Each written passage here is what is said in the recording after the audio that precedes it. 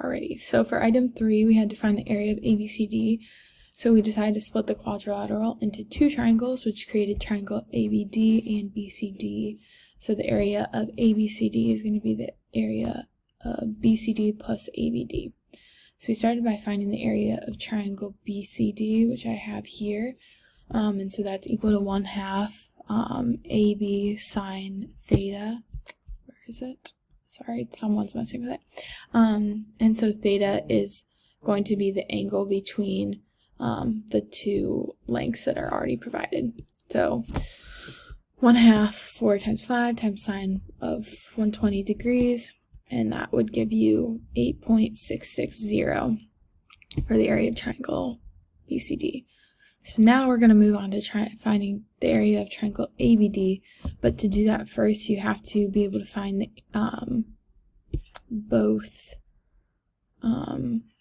this angle Q and this length X to be able to apply the law of cosine, or the area again. So to do that, we're going to apply the law of cosine to find the value of X here, here, where we are able to say law of cosines, c squared equals a squared plus b squared minus 2ab cosine theta. And again, the cosine, or the theta, is going to be the angle that is opposite of the length. So you have x squared, and then 4 squared plus 5 squared minus 2, 4 times 5 cosine 120. And then that gives you x is equal to radical 61. So then we're able to use that fact that we just found with the law of sines to find the value of angle R. So we use the law of sines, so that basically it says the length over the opposite angle is equal to another length over that opposite angle. So again, it would be this length over the sine of opposite angle is equal to this length over the sine of this angle. So we apply that formula and get R is equal to 33.670.